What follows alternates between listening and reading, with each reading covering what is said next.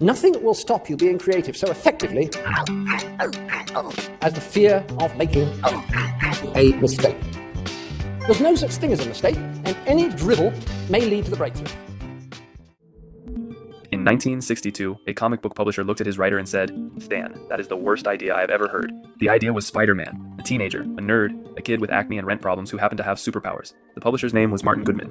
He told Lee that people hate spiders, that teenagers can only be sidekicks, that Peter Parker having personal problems made no sense for a superhero. Lee had been writing comics for 20 years at that point, since he was 17 years old. He started as an assistant, sharpening pencils, making coffee, proofreading. Spent 2 decades watching the industry go nowhere, grinding through an era when comics were considered children's trash, when serious people in serious rooms dismissed everything he was building as disposable entertainment. By 1961, he was burned out, ready to quit. His wife talked him out of leaving. She said, "If you want to quit anyway, why not do one last book exactly the way you want? Worst case, they fire you. You wanted to leave anyway." He went home that night and created the Fantastic Four, then the Hulk, then Thor, then the X-Men, then Spider-Man. Goodman rejected it immediately. The only reason it got published at all was because the comic it appeared in, Amazing Fantasy, was already being cancelled. Goodman figured nobody would read the last issue anyway. It didn't matter what went in it, so he let Lee put Spider-Man in there, in a dying comic, as a last resort. The sales figures came back a month later. If you have an idea that you genuinely think is good, don't let some idiot talk you out of it. If there is something that you feel is good, something you want to do, something that means something to you, try to do it. Because I think you can only do your best work if you're doing what you want to do, and if you're doing it the way you think it should be done. Goodman came running into his office. "Stan, do you remember that Spider-Man character that we both liked so much? Marvel Studios has now made 33 films. Total worldwide gross, over $29 billion. Every single one of them built on characters a publisher once told Stan Lee nobody would want to read. Characters he created while he was ready to quit.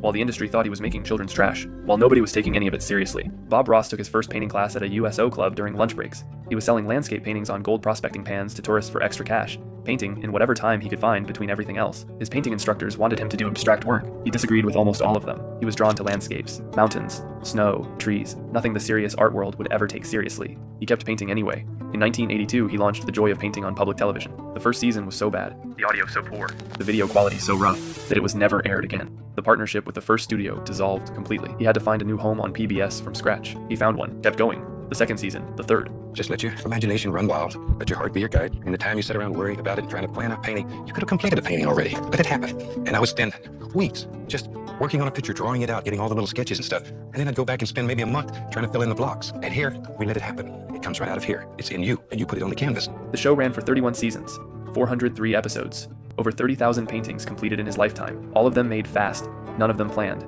Each one finished in 26 minutes or less. He painted 3 versions of every single painting on the show. One before filming as a reference, one during filming that viewers watched him make, one after every episode, 4